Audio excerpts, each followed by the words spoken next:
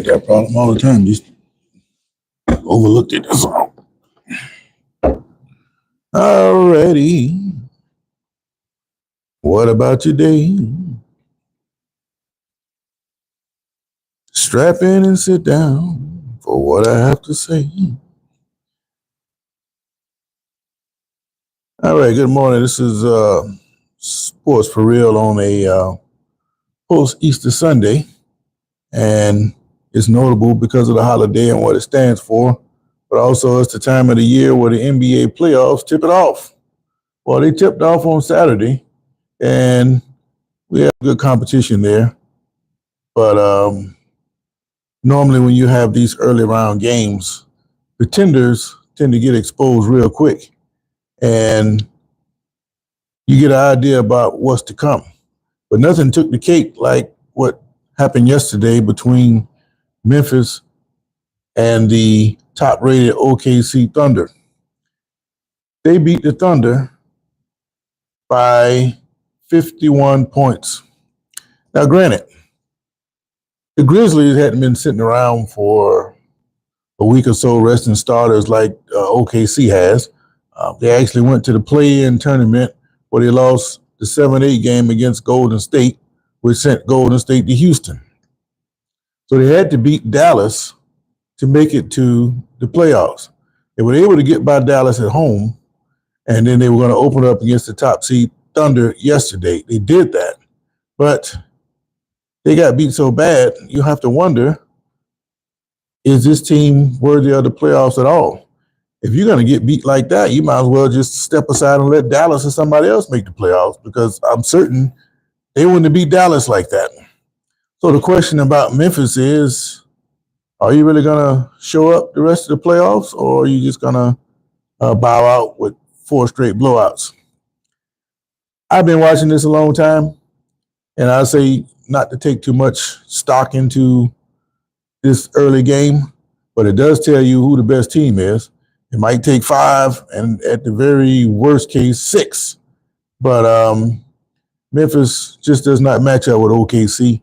I've been telling you guys all along that this young team has been the best team in the West all year long. And they made a statement about where they stand in the situation. And they sending a message to all the other teams in the West. If you guys want to get to the finals, you're going to have to go through us. Now, granted, Memphis is an up and down team, much in the way that Minnesota is. And they can be very dangerous if they're on. But to get beat like that, what excuse do you have? Or are you telling me that you're so exhausted from playing those 2 games in the play-in tournament that you don't have anything left for game 1? I thought the way they played against Dallas that they were going to give OKC some trouble. I saw the line on the game. They was giving them 13 points. I said they're going to whip Memphis by 13 points the way they played in that play-in tournament. But I'm glad I'm not a gambler, because I lost all my money on that one. So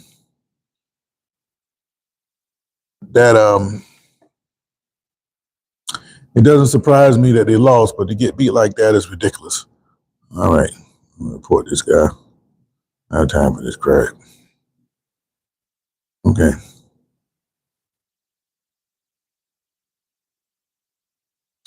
All right, get rid of this bum real quick. So, I don't know how to do it, though. All right, forget it. All right. But the good thing about this NBA playoffs is that in the midst of it all, you have in the background the NFL draft that's going to kick off on Thursday. So once again, in the midst of all the glory of the NBA and the greatest time of the year, there's nothing left to talk about other than the NFL. Because like I tell you guys before, basketball is just something to do until football comes back around. So in spite of the greatest time of the year for the NBA, you still can't stop talking about football. And I'm not going to get too far into football except to say that this is great that something significant of the NFL is taking place. And once again, it pushes basketball on the back burner, despite of the playoffs. But I'm going to give basketball a little bit of credit. Now, I see Mr. Zeb Okonjo Brown. I got Minnesota and OKC in the Western Finals. Well, I think OKC is going to be there, but I don't think Minnesota is going to be there. Um, Primarily for what happened with Memphis. Memphis is an up and down team just like Minnesota. Minnesota is dangerous when they're hitting 3-pointers. I told you guys that a couple of days before the demolition of the Lakers the other day. All I've been hearing on talk radio, all these nostalgic Laker fans, they long for the days of another series with the Celtics. Well, you got to earn your way to that point. And if Minnesota's hitting those 3-pointers, they're going to be hard for the Lakers to beat. I also told you on Saturday before the game, I told you that the Lakers are a team that has one player who hogs the ball. As great as Doncic is, the man is a ball hog. And it don't take for an opposing forward-thinking coach to say, look, let this guy shoot. We just put the clamp on everybody else. So if he scores 45 and his cast of characters get reduced, we can beat this team. And if we hitting threes, all the better. Secondly, as great as LeBron is, can he really keep up with these young cats up and down the floor at a high rate of speed all night long? Probably not. Another advantage for Minnesota. And you saw what happened. The normal 3-point shooters for Minnesota, besides Edwards, is DiVincenzo. He hit one 3-pointer, and that was something he threw up right before halftime, close to half court. And that hit, but he didn't hit any threes. It was Naz Reid and Julius Randle that were doing all the damage. If they're getting support like that from those wing guys, what are you going to do when DiVincenzo gets on? Or Edwards don't miss all those point-blank layups he missed at the front of the rim. I don't think the Lakers can keep up with Minnesota. But at the same time, Minnesota, if they were to get by these pretending Lakers, that they're going to have trouble with other teams. And I don't think Golden State, or I don't think that they can get by Golden State if they were to run across them. And the way it seems right now, that all the hype and all the good luck, good feeling story from Houston, they can't keep up with Golden State. I don't care what you do to a top scorer in basketball, try to beat him up, foul him or whatever. This is not football where you can literally physically take this guy out of the game. You can't do that to a Steph Curry. All you're going to do is put him on the line. Houston tried to beat him up a little bit, but you got to understand the last time they played Houston before this, he had a terrible game where he had like 6 or 7 points. So you know he's going to be motivated to do better than that. And then the surprise to me, Butler has stepped up his offensive game. For the most part of his entry into Golden State, I didn't see how he was going to help Golden State by scoring 9-10 points a game. It wasn't enough. But if he's scoring 20 points a game and Curry is getting off, then they're going to be hard to beat. Now, I didn't think that he was going to be able to turn it on the way he did, but I knew he was a great scorer. Why wasn't he scoring at Golden State? So I said several times, if he can't score no more than 9-10 points a game, Golden State's not going very far. But evidently he must have been holding back for the playoffs, or he got tired of people like me talking about it, that he has turned it on. And if he's got 20, 25, and Curry's got 35, 40, Golden State's going to be a tough out. So Minnesota, they can't depend on hitting all those 3-pointers the way that they did, because as good as Reed shot the ball the other night, you probably come out tonight or the next game when they play tomorrow and don't hit anything. So it's going to be a tough road for Minnesota to try to maintain the way they played the other night. Now, the Lakers are going to have to adjust. And then the adjustment I think they're going to make, they're going to try to get Luka to penetrate and try to get more assists than what he's been doing. But ever since I've seen him playing with the Lakers, he's looking to score every time. And the Lakers plan was, well, if Doncic is on, we get LeBron 1 or 2 here or there. Then when he goes to the bench, LeBron turns it on, and everybody else gets a little bit, and they just go back and forth about which one is going to dominate. And that's not a feasible plan. So Everybody's talking about how great the Lakers' chances were to get to the finals. I never saw that. And that was exposed the other day by Minnesota. Now, game 2 is going to tell you all about what the Lakers are going to do. Remember, they're at home. If they go to Minnesota down 2-0, then you can pretty much start writing an obituary on the Lakers because it ain't for long. Believe me when I tell you that. Chris Bristol, how you doing, man? I'm up here talking about these basketball playoffs, man. As great as it is, I had to throw that NFL draft coming up on Thursday. And I'll be glad when it's over with because I'm tired of hearing about the draft. Who's going here, who's going there, what player deserves this and deserve that. Man, I don't want to hear none of that. Just tell me who drafted who so we can break that down. I never got into watching the draft, and I probably never will because by the time you get to the draft, you heard so much about it that, you're just not interested anymore. At least I'm not. Just as much of a fan of my team as anybody else, but I don't have the time to sit there and ruminate over possibilities. Just tell me what happened, man. That's all I really want to know. But yes, I like Minnesota's chance. If they get hot enough, they could make it to the Western Conference Finals. And they actually match up pretty well against OKC. But OKC is getting the production that they got yesterday from their cast of characters because Gilgeous, he scores 30-plus points. This is the first time in a long time that he didn't score 20. He had this long streak going, and I don't know if you really count that because it's a playoff game. They pulled him out in the third quarter, and he was up by 50-some points. But if you call yourself a playoff team, I don't think that you are a legitimate playoff team if you get beat like that. I don't care how good OKC is.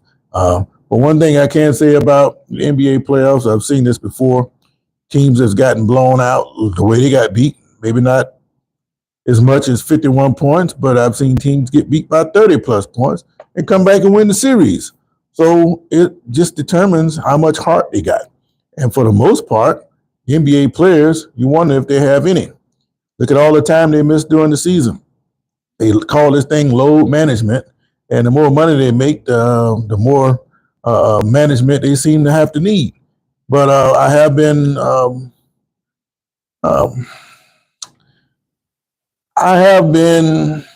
in favor of the way they've been playing since this play-in tournament. The level of play has gone up, and I think that level of play should have been like that the whole time because of some of the players that's contributing now, they've been playing dead the whole time.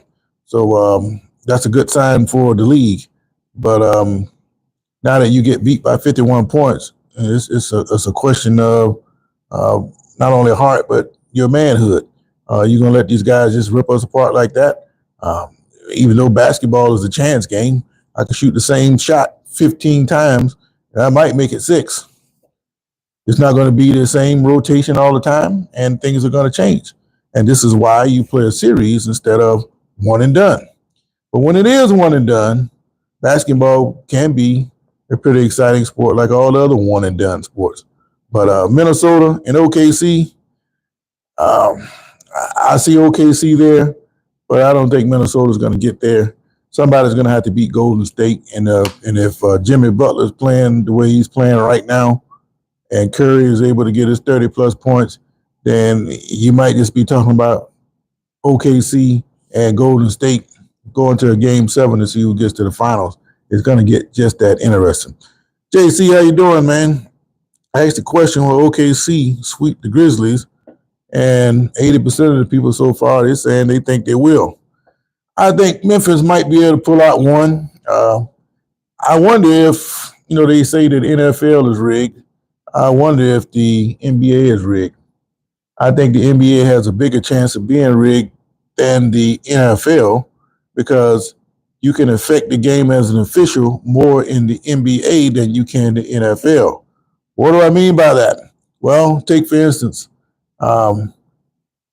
if I drive to the hole, I put the perfect move on, you got the perfect defense on, but you're in close proximity enough that the official can call a foul.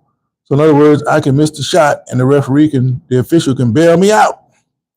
Well, if it's 4th down and goal on the 1, and it's me and you one-on-one on that 1 yard line, either I'm going to score or you're going to stuff me. Official can't save me in that situation. But if the game's on the line, the official in basketball can save you, and I have seen it. Um, if you think back to when the Heat played Dallas in the finals, when they had Dwayne Wade and LeBron and all them, um, no, was that no? That was Shaq and Dwayne Wade. They put Dwayne Wade on the line with about 3/10 of a second.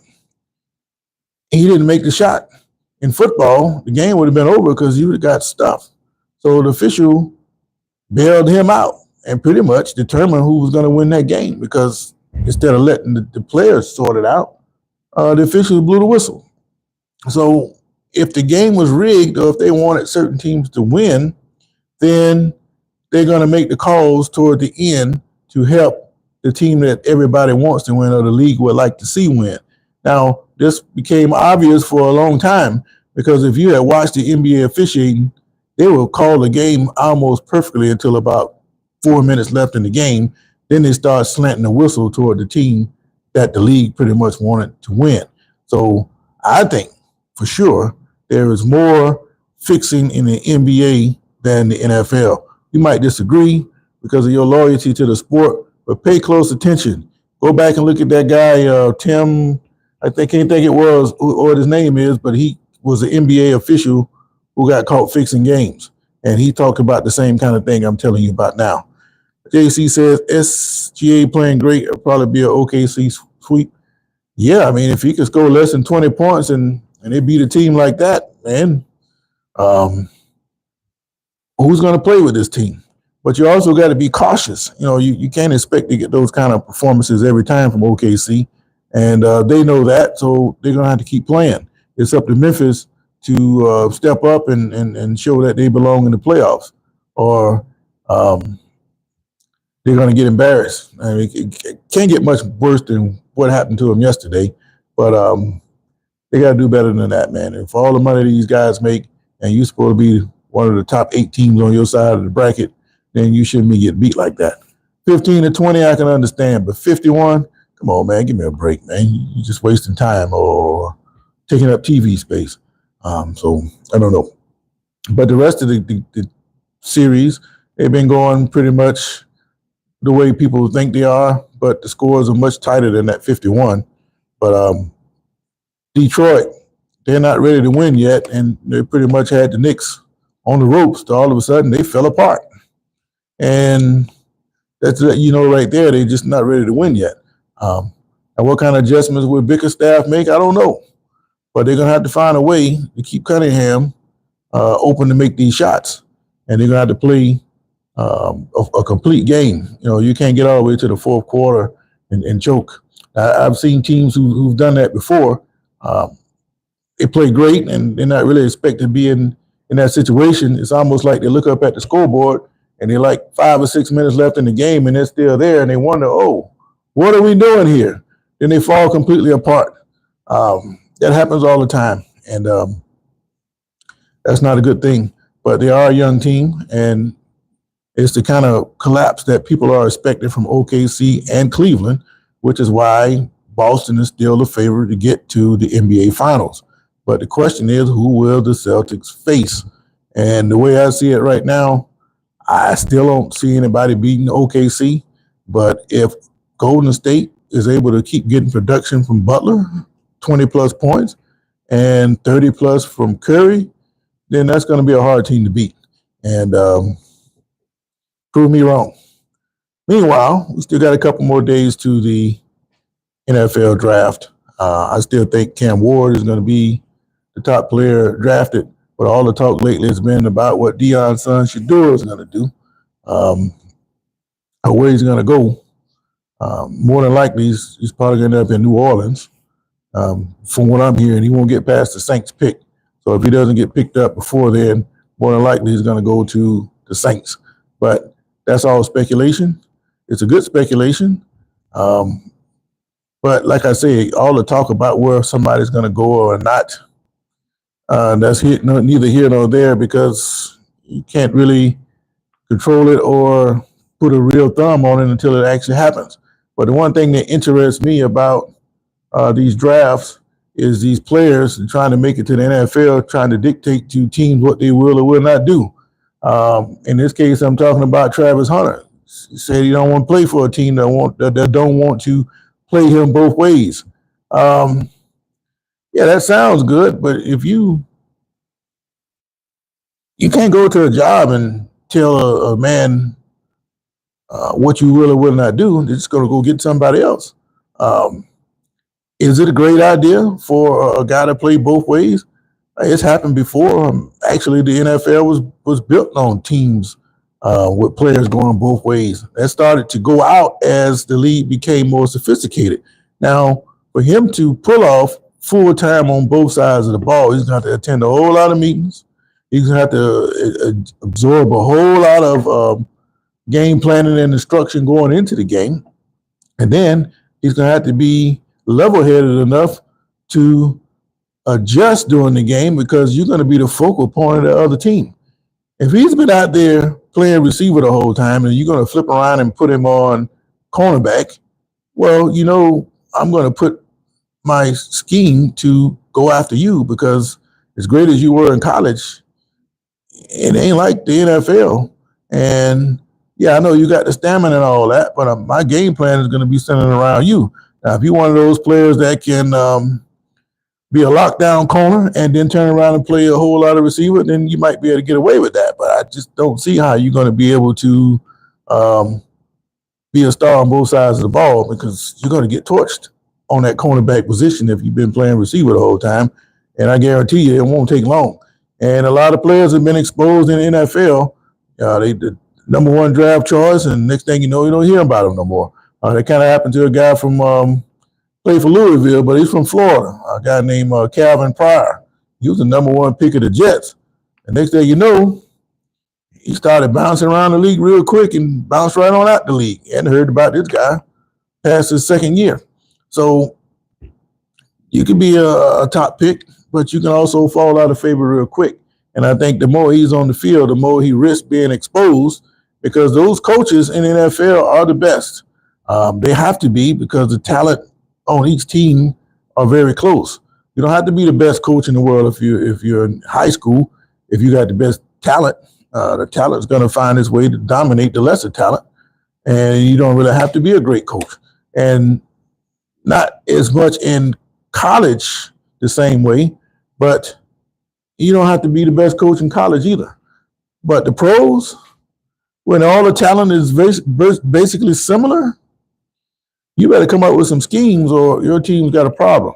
And I think that they're going to have to find a way to build him up to a point where he's going to play both ways. But for you to come in and dictating, if I'm a billionaire, man, I don't need you. I mean, yeah, you great and all, but I may not have to see you even if you're in my division twice a year. So what? You're not hurting my pockets any.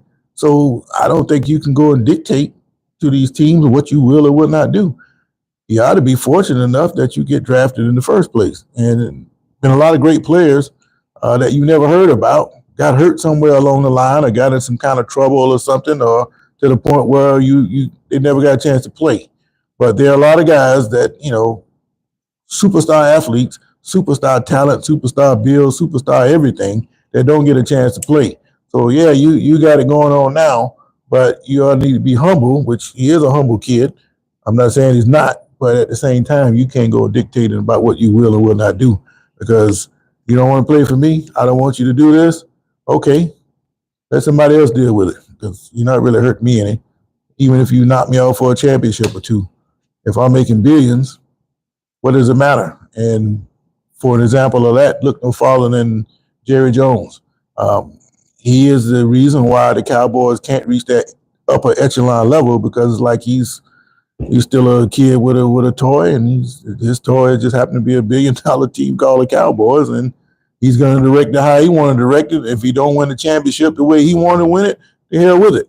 So when you got guys like that, you can't dictate to them what to do with their product.